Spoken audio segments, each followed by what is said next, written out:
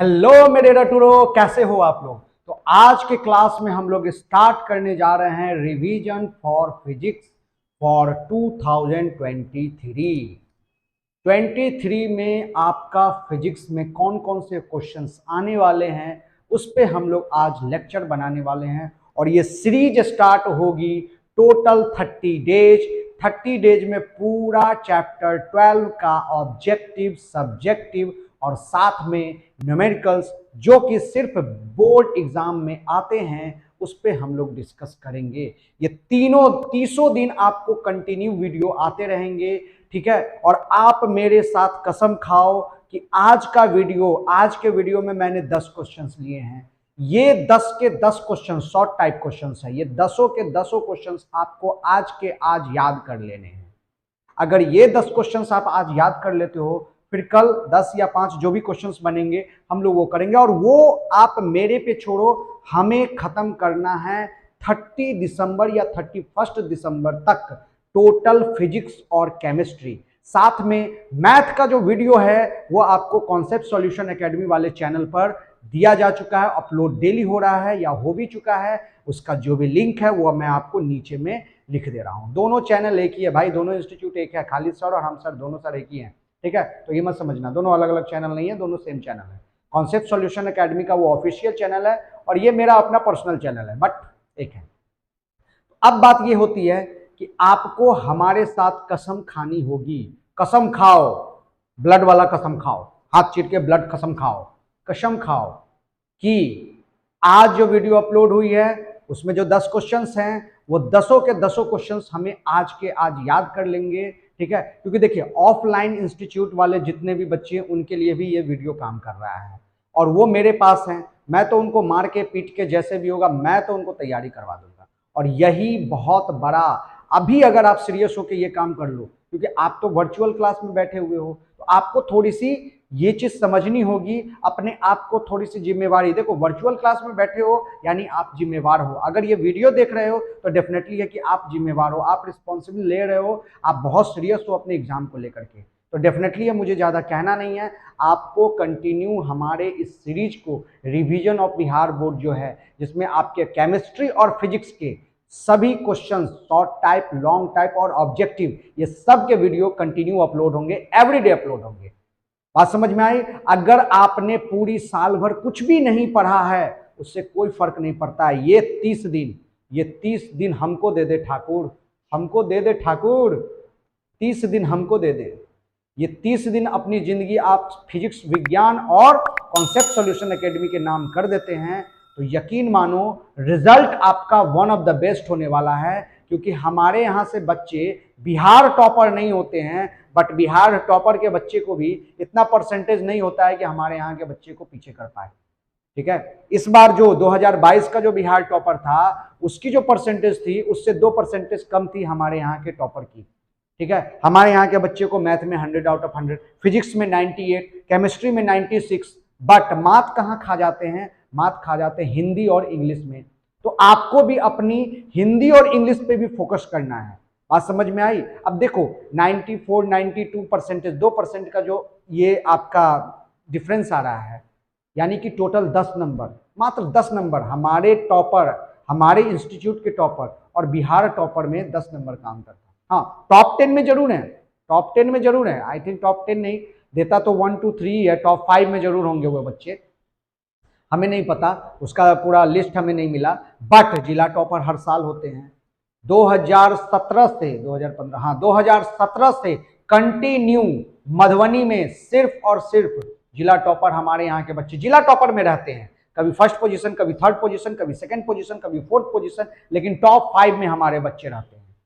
तो ये हमारी उपलब्धि है। ये क्यों होता है, किस वजह से होता है? क्योंकि हम भी आपके लिए बहुत मेहनत करते हैं, तो आप भी कम से कम उस मेहनत को एक सदुपयोग करके एक सही ढंग से तैयारी कीजिए और कदम से कदम मिला के पढ़ लेंगे। तो जैसा कि आप जानते हैं मेरा नाम है रवि और आज के क्लास में आज से हम लोग स्टार्ट करने वाले हैं रिवीजन ऑफ बिहार बोर्ड। इसमें फिजिक्स के क्वेश्चंस के बारे में डिस्कस होगी। तो चलिए वीडियो शुरू करते हैं।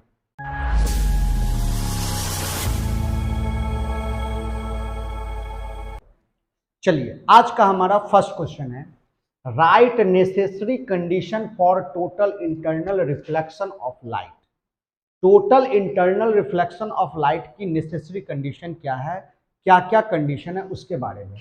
तो सबसे पहले बात जान लो कि टोटल इंटरनल रिफ्लेक्शन कहते किसको थे।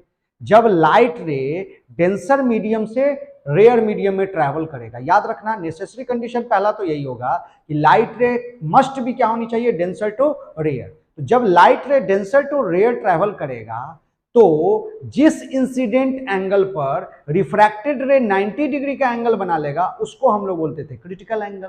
और अगर क्रिटिकल एंगल से मोर देन इंसिडेंट एंगल होगा तब जाके आपका क्या होगा, टोटल इंटरनल रिफ्लेक्शन की फेनोमेना होगी। तो यहां पर दो केस याद रखना है। पहला केस क्या है, the ray should go from denser to rare medium. पहला कंडीशन यही है कि रे जो होंगे वो डेफिनेटली किधर से किधर होने चाहिए, डेंसर से रेयर, रेयर से डेंसर नहीं। टोटल इंटरनल रिफ्लेक्शन के लिए light should be go from denser to rare. और दूसरा नंबर क्या कह रहा है, the incident angle must be greater than critical angle. ठीक है, the incident angle must be greater than critical angle. जैसे कि इसको समझो कि मान लो ये मेरा एक डेंसर मीडियम है, इसका रिफ्रैक्टिव इंडेक्स μ2 और इसका रिफ्रैक्टिव इंडेक्स क्या हमने लिया, μ1। अब मान के चलो कि यहां से कोई ऑब्जेक्ट है जिसका लाइट रे इंसिडेंट किया तो ये आई हो गया, और इस आई पे रिफ्रैक्टेड रे कितने डिग्री के एंगल बनाए, 90 डिग्री के एंगल बनाए। इट मीन्स ये I as a critical angle की तरह बिहेव करेगा। वैसा एंगल जिस पर इंसिडेंट एंगल, वह इंसिडेंट एंगल जिस पर रिफ्रैक्टेड रे 90 डिग्री का एंगल बनाता है उसको हम लोग क्या बोलते हैं, क्रिटिकल एंगल बोलते हैं। ठीक है, यानी कि इस पॉइंट पे इस एंगल के लिए आपका क्रिटिकल एंगल हो गया। अब यहीं से लाइट रे अगर यहां इंसिडेंट करे, ठीक है, यहीं से लाइट रे अगर यहां इंसिडेंट करे तो डेफिनेटली है इससे तो ये ग्रेटर ही होगा कि नहीं होगा। इस कंडीशन में अब लाइट रे क्या कर जाएगा, डेंसर टू डेंसर ही रिफ्लेक्ट कर जाएगा। यानी कि इस फेनोमेना को ही हम लोग क्या बोलते हैं, आपका टोटल इंटरनल रिफ्लेक्शन। यानी क्रिटिकल एंगल से अगर इंसिडेंट एंगल ज्यादा होगा तो वो कहलाएगा आपका टोटल इंटरनल रिफ्लेक्शन। यानी इसके लिए दो कंडीशन आप समझ गए। पहला होगा the ray should go from denser to rare medium, और दूसरा होगा the incident angle must be greater than critical angle. ठीक है, चलिए सेकेंड क्वेश्चन क्या कह रहा है, व्हाट इज लाइट ईयर। तो ये क्वेश्चन आपका बिहार बोर्ड के ऑब्जेक्टिव में आया था, लाइट ईयर इज। ठीक है, तो ये याद कर लो कि लाइट ईयर जो होता है वो डिस्टेंस को मेजर करता है। लाइट ईयर क्या मेजर करता है, डिस्टेंस को मेजर करता है। तो इसका डिफिनेशन क्या होगा, distance covered by the light in 1 year is called light year. ठीक है, यानी कि एस बराबर हम लोग क्या लिखेंगे, सी टी, जहां सी क्या है आपका वेलोसिटी ऑफ लाइट है, सी क्या है आपका वेलोसिटी ऑफ लाइट है ना, और टी क्या है आपका लाइट ईयर, यानी कि 1 ईयर, एक साल में। तो 1 ईयर की बात हम करेंगे। 1 ईयर कहने का मतलब क्या, 365 डेज में 24 आवर्स होते हैं, में 60 मिनट होते हैं, में 60 सेकेंड होते हैं। ठीक है, और एस क्या है आपका डिस्टेंस है, एस क्या है आपका डिस्टेंस है। यानी 1 लाइट ईयर की वैल्यू कितनी होगी, तो 3 into 10⁸ into 365 into 24 into 60 into 60। इसको अगर आप सॉल्व करते हैं तो जो वैल्यू आएगी उतनी आएगी मीटर में, वही आपका क्या हो जाएगा, एक लाइट ईयर का आंसर हो जाएगा। ठीक है, इसको कैलकुलेट करके आप यहां पे लिख लेना। चलो थर्ड क्वेश्चन क्या कह रहा है, established the relation between critical angle and refractive index. हमको क्रिटिकल एंगल और रिफ्रैक्टिव इंडेक्स के बीच में क्या निकालना है, रिलेशन निकालना है। तो ध्यान से देखो, हमने कहा कि मान लिया ये एक सिस्टम में ये आपका रिफ्रैक्टिव सरफेस है, रिफ्रैक्शन सरफेस है। अब यहां का रिफ्रैक्टिव इंडेक्स है μ2 और यहां का रिफ्रैक्टिव इंडेक्स क्या है, μ1। ठीक है, अब लाइट रे, मान लो यहां से एक लाइट रे इंसिडेंट की यहां पर, ये हो गया आपका नॉर्मल, और इस इंसिडेंट एंगल पे ये लाइट रे कितना डिग्री का एंगल बना रहा है, 90 डिग्री का एंगल बना रहा है।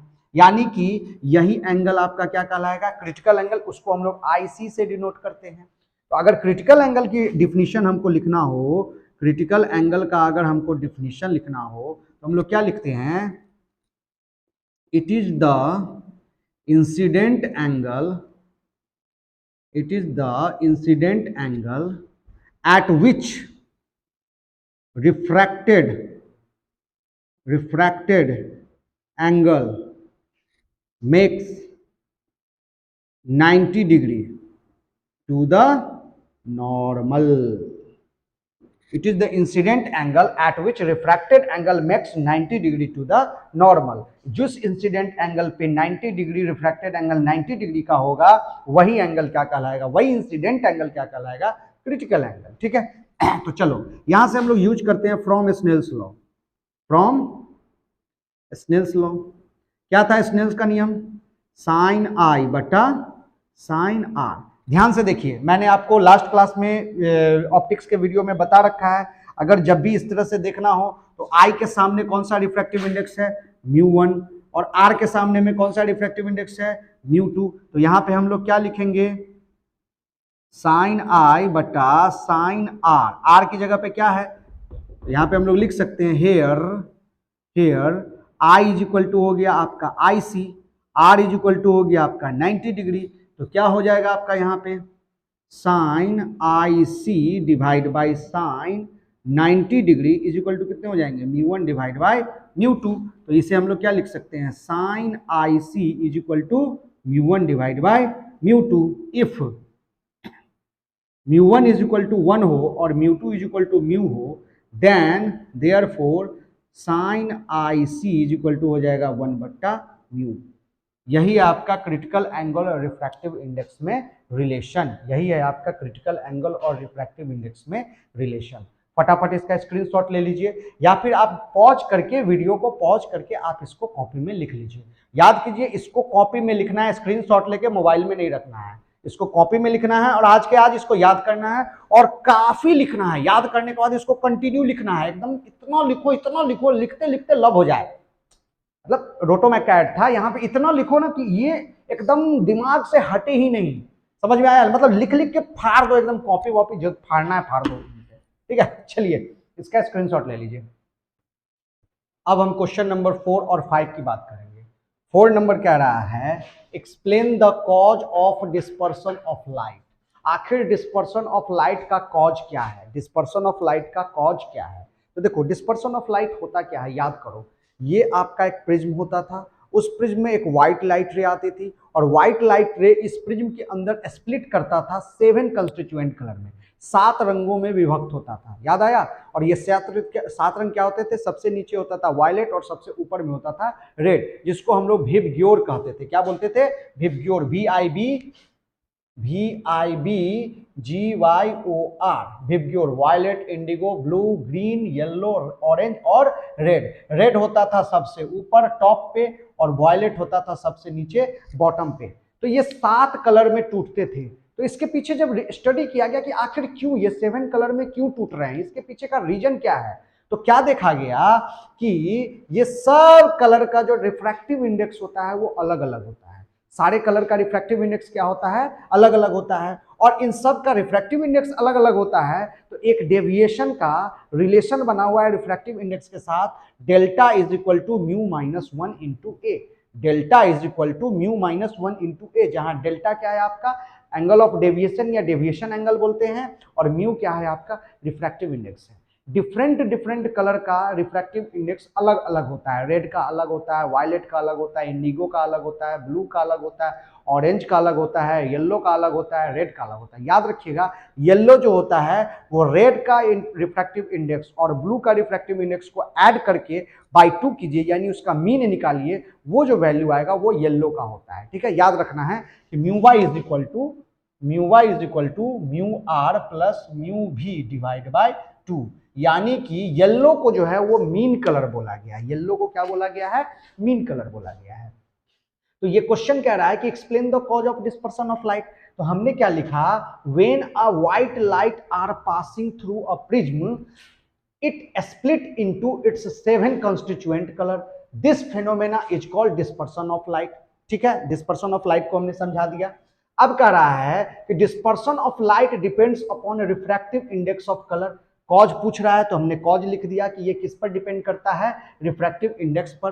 Dispersion of light depends upon refractive index of colour, as we know that delta is equal to होता है म्यू माइनस 1 इंटू ए, जहां ए क्या है आपका प्रिज्म एंगल है, ए क्या है आपका प्रिज्म एंगल है। तो deviation is directly proportional to the refractive index, क्योंकि प्रिज्म एंगल हमेशा आपका कांस्टेंट होगा, डिफरेंट प्रिज्म का डिफरेंट होगा। लेकिन वह अगर मान लो 60 डिग्री वाला प्रिज्म लिए हो तो अब सारे कलर के लिए तो ए 60 डिग्री ही होगा, 90 डिग्री वाला प्रिज्म लिए हैं तो सारे कलर के लिए रिफ्रैक्टिव इंडेक्स 90 डिग्री होगा, मतलब वहां पर रिफ्रैक्टिव इंडेक्स आपका क्या है कांस्टेंट है। और म्यू यानी कि delta is directly proportional to किसके है, रिफ्रैक्टिव इंडेक्स के है, जिसका रिफ्रैक्टिव इंडेक्स जितना ज्यादा होगा एंगल ऑफ डेविएशन उतना ज्यादा होगा। इसको हम लोग कुछ इस तरह के डायग्राम से अगर देखने की कोशिश करें, मान लो ये मेरा प्रिज्म है और इस प्रिज्म में हमने ये लाइट रे को पास करवाया, ठीक है, तो ये इंसिडेंट लाइट रे को आगे की ओर बढ़ाओ और इमर्जेंट रे को पीछे की ओर लाओ, तो ये इमर्जेंट रे और इंसिडेंट रे के बीच जो एंगल बन रहा है ना, इसी को बोलते हैं हम लोग डेल्टा। क्या बोलते हैं इसको, डेल्टा, डेविएशन एंगल। अब कहने का मतलब क्या है कि ये लाइट रे क्या टूट रहा है आपका 7 कंस्टिट्यूएंट कलर में टूट रहा है, तो ओरिजिनल पोजीशन ये था और ये पोजीशन यहाँ है, तो इसके बीच का एंगल डेल्टा 1, इसके बीच का एंगल डेल्टा 2, डेल्टा 3, डेल्टा 4 ऐसे कर करके जाएगा। या फिर हम बोले तो सबसे कम डेविएशन किस में होता है, रेड कलर में होता है, सबसे कम डेविएशन किस में होता है, रेड कलर में होता है, क्योंकि रिफ्रैक्टिव इंडेक्स रेड कलर का सबसे कम होता है। सबसे ज्यादा डेविएशन किस में होता है, वायलेट कलर में होता है, क्योंकि उसका रिफ्रैक्टिव इंडेक्स सबसे ज्यादा होता है। याद कर लो, डेविएशन एंगल उसका सबसे ज्यादा होगा जिसका रिफ्रैक्टिव इंडेक्स सबसे ज्यादा होगा, और जिसका रिफ्रैक्टिव इंडेक्स सबसे ज्यादा होगा उसका वेवलेंथ कम होगा, क्योंकि रिफ्रैक्टिव इंडेक्स के इनवर्सली प्रोपोर्शनल क्या होता है, वेवलेंथ। इसीलिए रेड कलर का वेवलेंथ ज्यादा होता है, रेड कलर का वेवलेंथ ज्यादा होता है और डेविएशन कम होता है, जिसकी वजह से डेंजर सिग्नल में हम लोगों का अगला क्वेश्चन सब यही है कि आखिर रेड कलर को डेंजर सिग्नल में क्यों यूज करते हैं, तो उसका डेविएशन एंगल कम होता है, रिफ्रैक्टिव इंडेक्स उसका कम होता है, इसीलिए उसकी वेवलेंथ ज्यादा होती है, लॉन्ग डिस्टेंस तक जाता है, प्लस उसमें वेरिएशन नहीं होते हैं, ठीक है। तो इस वजह से तो यहाँ पे कॉज ऑफ डिस्पर्सन आपको समझ में आ गया कि delta is equal to mu minus A, delta directly proportional है म्यू के, अगर रिफ्रैक्टिव इंडेक्स ज्यादा होगा तो डेविएशन ज्यादा होगा, रिफ्रैक्टिव इंडेक्स कम होगा तो डेविएशन कम होगा, इट मींस कलर क्या करेंगे, कॉजेज ऑफ डिस्पर्सन होगा, ठीक है। चलिए अब आता है 5वां नंबर क्वेश्चन, कह रहा है हमारा what is the difference between magnification and magnifying power. Magnification और मैग्नीफाइंग पावर में क्या डिफरेंस है, ध्यान से समझो। मैग्निफिकेशन लेंस में होता है, मैग्निफिकेशन मिरर में होता है, लेकिन मैग्नीफाइंग पावर लेंस और मिरर को मिला करके या सिर्फ लेंस को लेकर के या सिर्फ मिरर को लेकर के जो हम एक डिवाइस बनाते हैं उसका हम लोग मैग्नीफाइंग पावर काउंट करते हैं। एक डिफरेंस ये भी हो सकता है, मैग्निफिकेशन किसको बोलेंगे, जो सिर्फ लेंस में होता है या मिरर में होता है, लेकिन मैग्नीफाइंग पावर किसमें होता है, लेंस और मिरर को कंबाइन करके या सिर्फ लेंस या सिर्फ मिरर को कंबाइन करके जो हम डिवाइस बनाते हैं उस डिवाइस का हम लोग क्या मेजर करते हैं, मैग्नीफाइंग पावर मेजर करते हैं। जैसे कि टेलीस्कोप होता है, जैसे कि क्या बोलते हैं, माइक्रोस्कोप होता है, एस्ट्रोनॉमिकल टेलीस्कोप होता है, बात समझ में आया, कंपाउंड माइक्रोस्कोप होता है, तो ये सब क्या बताता है आपको, मैग्नीफाइंग पावर बताता है। और सिंपल लेंस या मिरर लेते हैं तो वो क्या बताता है हमको, मैग्निफिकेशन बताता है। तो हमने इस तरफ लिखा है मैग्निफिकेशन और यहाँ पे लिखा है मैग्नीफाइंग पावर। अब मैग्निफिकेशन को समझो, it is a linear magnification, जाहिर सी बात है ये लीनियर मैग्निफिकेशन बताता है, image distance upon object distance, image height बटा ऑब्जेक्ट हाइट। इसको लिखा हमने it is an angular magnification, ये हमेशा एंगल में बताता है। सॉरी, ये हमेशा एंगुलर मैग्निफिकेशन होता है। कैसे, अब इमेज कितना बनाएगा ऑप्टिकल सेंटर पे एंगल, ऑब्जेक्ट कितना बनाएगा ऑप्टिकल सेंटर पे एंगल, तो ये हमेशा एंगल की बात करता है। किसकी बात करता है, एंगल की बात करता है। तो ये एंगुलर मैग्निफिकेशन बतलाता है और ये क्या बताता है, लीनियर मैग्निफिकेशन। दूसरा नंबर कह रहा है its value increases with the increase in V. ध्यान से देखिए, its value increases with the increase in V. भी मतलब क्या होता है, इमेज डिस्टेंस। भी मतलब क्या होता है, इमेज डिस्टेंस। अगर इमेज डिस्टेंस बढ़ेगा तो इसका मैग्निफिकेशन भी क्या होगा, बढ़ेगा, क्योंकि m बराबर क्या होता है, माइनस v बट्टा यू या v बट्टा यू। तो अगर हम बात करें कि अगर इमेज डिस्टेंस को बढ़ाएंगे तो मैग्निफिकेशन भी क्या करेगा, इंक्रीज करेगा। मैग्नीफाइंग पावर क्या होता है, its value decreases with increase in v। अब इसकी वैल्यू डिक्रीज करती है, अगर इमेज डिस्टेंस बढ़ाएंगे तो इसकी वैल्यू क्या करेगी, डिक्रीज करेगी। क्योंकि हम लोग जानते हैं, आपने मैथ्स में पढ़ रखा होगा कि अगर बहुत लॉन्ग डिस्टेंस से कोई एंगल हम किसी पॉइंट पे बना रहे हैं तो वो एंगल बहुत ही छोटा होता है। सोच के देखो, सन से हम अपने ऊपर में अगर एंगल सोचे तो वो एंगल क्या होगा, बहुत छोटा होगा, tends to 0 degree, tends to 0 degree. बात समझ में आई? तो अगर आप भी यानी इमेज डिस्टेंस को बढ़ाते हैं तो मैग्नीफाइंग पावर डिक्रीज करेगा, लेकिन अगर इमेज डिस्टेंस को बढ़ाते हैं तो मैग्निफिकेशन इंक्रीज करेगा। बात समझ में आया? तीसरा कह रहा है it does not depend upon the position of the observer. ठीक है, क्योंकि मैग्नीफाइंग पावर मैग्निफिकेशन जो होती है वो image height upon object height होती है। अब इमेज जहां पर होगा, ऑब्जेक्ट जहां पर भी होगा, इमेज वहां पर फॉर्मेशन होगा। यानी ये ऑब्जेक्ट के पोजीशन पे डिपेंड करता है। ऑब्जर्वर मतलब अगर मैं देख रहा हूं ये ऑब्जेक्ट है, यहां से लाइट करके यहां पे इमेज बनी है कि नहीं है, तो ये ऑब्जेक्ट है और यहां पे इमेज बनी, तो यहां पे हमारा कोई रोल नहीं है। हम कहां पे, यहां से देखे, वहां से देखे, उधर से देखे, कहीं से देखे, मेरा कोई रोल नहीं, हम तो ऑब्जर्वर हैं। तो ये सारा पोजीशन किस पे डिपेंड करेगा, ऑब्जेक्ट के डिस्टेंस पे। बट यहां पर ध्यान दो, it depends upon the position of the observer. हाँ, अगर आप माइक्रोस्कोप से किसी चीज को ऑब्जर्व कर रहे हैं तो माइक्रोस्कोप का ये होता है, इसमें हम लोग आंख ऐसे लगा करके देखते हैं, ऐसा थोड़ी है कि ऐसे लगेगा, अच्छा ओ ये सेल है, अच्छा ये ऐसा नहीं होता है ना।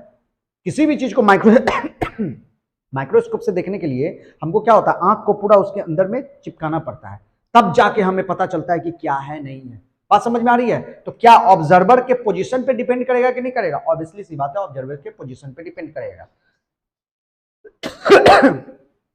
चौथा पॉइंट हमने क्या लिखा कि स्मॉल एम, मैग्निफिकेशन को स्मॉल एम से डिनोट करते हैं। स्मॉल एम बराबर इमेज हाइट बट्टा ऑब्जेक्ट हाइट। यहां पे हमने लिखा है हाइट ऑफ इमेज और यहां पे H1 को लिखा है height of object. Magnifying power को कैपिटल एम से डिनोट करते हैं और कैपिटल एम बराबर होता है बीटा बट्टा अल्फा, बीटा बट्टा अल्फा, जहां बीटा है एंगल मेड बाय इमेज और अल्फा बराबर है एंगल मेड बाय ऑब्जेक्ट। ठीक है, तो ये है हमारा क्वेश्चन नंबर 4 और 5। चलिए फटाफट इसका स्क्रीनशॉट ले लीजिए। अगर वीडियो समझने में फिर दिक्कत आ रही है तो आप एक बार फिर से वीडियो को पीछे जाइए, हर एक पॉइंट्स को समझिए, क्योंकि मैं हर पॉइंट को एक्सप्लेन भी कर रहा हूं ताकि आपको याद रहे क्या है किस तरह से, क्योंकि ये चीज समझने वाला चीज है, रटने वाला चीज नहीं है। लैंग्वेज हमने लिखा है ना, आपको लैंग्वेज में अगर प्रॉब्लम है, परीक्षार्थी यथासंभव अपने शब्दों में उत्तर दें। ठीक है, ये साइंस है, थोड़ा आगे पीछे लैंग्वेज चलेगा, उतना ग्रामेटिकल पे नहीं जाना है, बट मत लिखना गलत, कोई दिक्कत नहीं है, बट आगे पीछे चलेगा। दिस की जगह दैट लिख दिया, दैट की जगह इज की जगह वाज लिख दिया, वाज की जगह विल लिख दिया, चलेगा यार, चलेगा। ठीक है ना, ग्रामेटिकल सही लिखो नहीं लिखो, ठीक है, वो आप धीरे धीरे अपने अंदर उस चीज को डेवलप कर लो। ठीक है, गलत नहीं लिखना चाहिए, लेकिन चलो एग्जाम में चलता है, उतना कोई लाइन बाय लाइन देखने नहीं जाता है। ठीक है, हम लोग भी कॉपी चेक करते हैं तो हम लोग को आइडिया है कि कौन क्या देखता है। हाँ, आप कहीं गलत लिखिएगा, हम लोग का हाथ वहीं पे जाकर रुकता है। तो ये चीज है। चलिए फटाफट स्क्रीनशॉट ले लीजिए, इसके बाद हम लोग 6, 7, 8 क्वेश्चन देखते हैं। चलिए अब हमारा क्वेश्चन नंबर 6 कह रहा है what do you mean by polarisation of light.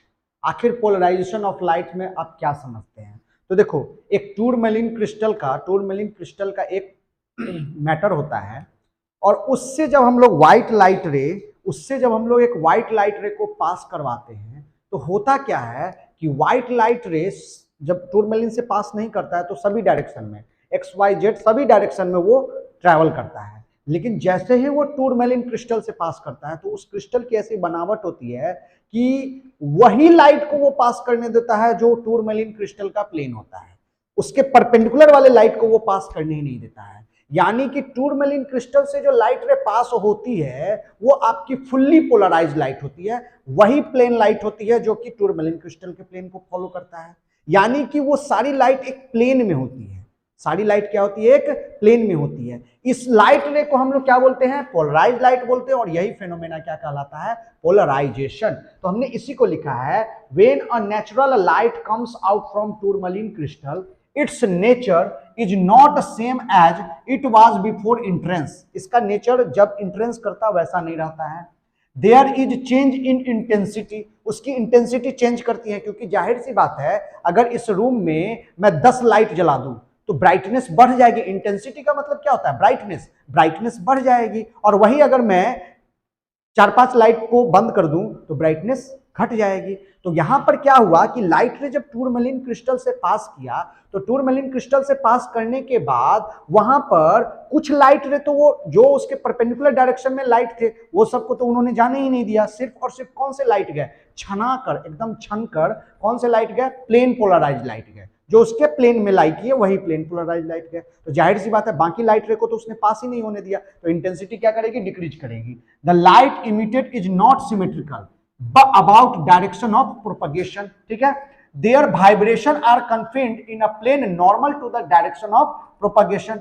this light is called polarized light. अब उसका जो नॉर्मल होगा, मतलब आपका प्रोपगेशन ऐसे हो रहा है तो उसका जो परपेंडिकुलर होगा वही लाइट रे पास करेगा। बाकी उसके जो परपेंडिकुलर होंगे, मतलब कि ऐसे जा रहा है उसका, इस मतलब टूरमैलिन क्रिस्टल को अगर हम ऐसे रखें तो इसके परपेंडिकुलर, इस प्लेन के जो परपेंडिकुलर लाइट होगा वो कभी भी पास नहीं होगा। This light is called polarized light and phenomena is called polarization. ठीक है, चलिए दूसरा क्या कर रहा है? Red signal are used as danger signal. Why? आखिर रेड सिग्नल, तो अभी जस्ट हमने इससे पहले वाले क्वेश्चन में पढ़ा था कि डेल्टा जो होता है यानी कि डेविएशन एंगल जो होता है वो डायरेक्टली प्रोपोर्शनल होता है किसके? रिफ्रैक्टिव इंडेक्स के। यानी जिसका रिफ्रैक्टिव इंडेक्स ज्यादा होगा उसमें डेविएशन ज्यादा होगा, मतलब इंसिडेंट करेगा ऐसे, लेकिन डेविएशन ज्यादा होगा तो वो कहां चला जाएगा? नीचे। तो हम जो ऑब्जर्वर वहां होंगे तो हमारे लिए तो लाइट रे इधर लगेगा ना। बात समझ में आया कि नहीं? ऑब्जेक्ट है यहाँ पे लेकिन हमें फील होगा कि वो वहां पे है, तो हम गलत डायरेक्शन में चले जाएंगे। लेकिन रेड कलर का क्या होता है? रेड सिग्नल का क्या होता है? रिफ्रैक्टिव इंडेक्स कम होता है। अब रिफ्रैक्टिव इंडेक्स कम होता है तो उसका एंगल ऑफ डेविएशन भी क्या होगा? एकदम नेग्लिजिबल, 9 के बराबर होगा। साथ में कुशी इक्वेशन क्या था? उसने वेवलेंथ और रिफ्रैक्टिव इंडेक्स का एक रिलेशन निकाला था। तो कुशी इक्वेशन ने क्या बोला था कि वेवलेंथ जो होता है वो रिफ्रैक्टिव इंडेक्स के इनवर्सली प्रोपोर्शनल होता है। इट मींस अगर वेवलेंथ ज्यादा है तो उसका रिफ्रैक्टिव इंडेक्स क्या होगा? कम होगा। और हम जानते हैं रेड कलर का वेवलेंथ सबसे ज्यादा होता है, उसका रिफ्रैक्टिव इंडेक्स सबसे कम होता है। तो एक तो वेवलेंथ इसका ज्यादा है, डेविएशन इसमें कम है, इसीलिए सिग्नल, डेंजर सिग्नल में हम लोग किसका यूज करते हैं? रेड सिग्नल का यूज करते हैं। दूर से ही वो लाइट रे हमको दिख जाता है। बात समझ में आई? तो यही चीज हमने लिखा, as we know that delta is equal to mu minus 1 into A, those light which have high refractive index then deviation of that light is also high. Since wavelength of any light is inversely proportional to the refractive index, here refractive index of red light is smaller than other lights, therefore its wavelength is long and deviation is small. That's why red signal are used as a danger signal. ठीक है, चलिए फटाफट इसका screenshot ले लीजिए। अब हम 8 और 9 क्वेश्चंस को देखेंगे और 10th नंबर भी क्वेश्चन छोटा है उसको भी हम लोग देख लेंगे और वीडियो को खत्म करेंगे। ठीक है, चलिए फटाफट स्क्रीनशॉट ले लीजिए। क्वेश्चन नंबर 8 हमारा क्या कह रहा है? What do you mean bye scattering of light? आखिर स्कैटरिंग जो फेनोमेना होती है वो किसकी वजह से होती है और क्यों होती है? ठीक है, आखिर स्कैटरिंग जो फेनोमेना होती है वो किसकी वजह से होती है और क्यों होती है? तो स्कैटरिंग ऑफ लाइट होता क्या है? देखिए, जब सन से लाइट रे इंसर्ट करता है, अपीयर होता है आपका एटमॉस्फेयर में, इन्वायरमेंट में, तो क्या होता है कि एयर मॉलिक्यूल्स है, एयर में बहुत सारे कॉम्बिनेशन, मिक्सचर ऑफ गैसेस हैं। अब मिक्सचर ऑफ गैसेस है तो नंबर डिफरेंट डिफरेंट टाइप के पार्टिकल्स हैं और वो सारे पार्टिकल्स से वो लाइट रे टकराती है। तो जब लाइट रे टकराती है तो कुछ पार्टिकल्स, कुछ जो एनर्जी होती है, लाइट रे is the form of energy, तो उस एनर्जी को वो पार्टिकल एब्जॉर्ब करती है, लेकिन पूरी तरीके से एब्जॉर्ब नहीं करती है, कुछ एब्जॉर्ब करती है, उसके बाद फिर से वो रीडिस्ट्रीब्यूशन ऑफ एनर्जी करता है। और वो जो रीडिस्ट्रीब्यूशन ऑफ एनर्जी होता है जिसकी वजह से वो सभी डायरेक्शन में फैल जाता है, इसी फेनोमेना को हम लोग क्या बोलते हैं? Scattering of light. तो वही हमने लिखा है, when a light beam crosses through a medium its intensity becomes low, क्योंकि एब्जॉर्ब करेगा तो इंटेंसिटी लो हो जाएगा। Because particle of medium partially observe the light energy, some part of energy radiated by particle which is called scattered light, कुछ portion को वो radiate करता है। This re radiation by particle of medium is called scattering of light. ठीक है, चलिए 9 number question कर रहा है why does sky appears blue. ये भी एग्जांपल है स्कैटरिंग ऑफ लाइट का। अब होता क्या है कि स्कैटरिंग ऑफ लाइट जो होती है रीडिस्ट्रीब्यूशन होता है फिर से रेडिएशन का, और ये जो रीडिस्ट्रीब्यूशन ऑफ रेडिएशन का होता है वो ब्लू कलर का रेडिएशन रेड कलर के रेडिएशन से 10 टाइम्स ज्यादा होता है। ब्लू कलर का रेडिएशन 10 टाइम्स ज्यादा होता है रेड कलर के रेडिएशन से। इस वजह से हमें स्काई क्या करता है, ब्लू कलर का दिखाई देता है। तो यही है, due to scattering of light the amount of light is inversely proportional to lambda का पावर 4। ठीक है, मतलब जिसका वेवलेंथ ज्यादा होगा उसका अमाउंट ऑफ लाइट क्या होगा, उल्टा, मतलब वेवलेंथ ज्यादा होगा तो अमाउंट ऑफ इंटेंसिटी उसकी क्या होगी, कम होगी। रेड कलर की वेवलेंथ ज्यादा होती है तो ऑब्वियसली सी कम होगी। Wavelength of blue colour is 5/9 times of red colour. Show blue colour is scattered more than 10 times red color. Due to this reason sky appears blue. ठीक है, चलिए फटाफट आप इसका स्क्रीनशॉट ले लीजिए। बहुत इजी क्वेश्चंस है, हम लोग इसी तरह से छोटे छोटे क्वेश्चंस करेंगे, लेकिन कसम खाओ हम कसम खाते हैं आज के आज इस 10 क्वेश्चन को अच्छे तरीके से रट लेंगे, घोट लेंगे, पी लेंगे, जो करना है कर लेंगे, लेकिन रट लेंगे। मैं ये नहीं बोल रहा हूं कि यही सारे क्वेश्चन आएंगे, बट इसमें से आएंगे। मैं जितने भी 30 दिनों में मैं जितने भी क्वेश्चंस करवाऊंगा, अगर आपको उसमें से क्वेश्चंस नहीं आते हैं, आप वीडियो बना लो, शॉर्ट्स बना लो, सोशल मीडिया का जमाना है, बाई पोस्ट कर देना, मुझे गाली दे देना, मेरे कमेंट्स में आके, मैंने कमेंट्स ऑफ नहीं कर रखा है, कमेंट्स में आके आप मुझे गाली दे देना, कुछ भी बात समझ में आया। मधुबनी मेरा घर है, आ जाना मेरे सामने में, बोल देना मैं आने जाने का भाड़ा दे दूंगा, लेकिन बोल देना मेरे मुंह पे कि सर आप झूठ बोलते थे। मेरे बच्चों के सामने में आके, जो ऑफलाइन कोचिंग में पढ़ते हैं उनके सामने में आके बोल देना कि सर झूठ बोलते थे हम लोग का जिंदगी भर। अभी मैं चैलेंज के साथ कहता हूं कि हम जो इस 30 दिनों में जो भी आपको फिजिक्स केमिस्ट्री के क्वेश्चंस करवाएंगे 100% क्वेश्चंस वही आएंगे, और मैथ्स के क्वेश्चन तो है ही। उसके लिए आपको कॉन्सेप्ट सॉल्यूशन एकेडमी के चैनल पे जाकर उसको देखना पड़ेगा। बात समझ में आई? चलिए फटाफट स्क्रीनशॉट ले लीजिए। अब हम लोग का लास्ट क्वेश्चन है। चलिए आज का लास्ट क्वेश्चन हमारा क्या कर रहा है, what are the necessary condition for interference. आखिर क्या है इंटरफेरेंस की कंडीशन। तो देखो इंटरफेयर करना मतलब एक में दूसरा आ जाता है और जिसकी वजह से डिस्टरबेंस होता है, उसी को क्या बोलते हैं हम लोग, इंटरफेयर।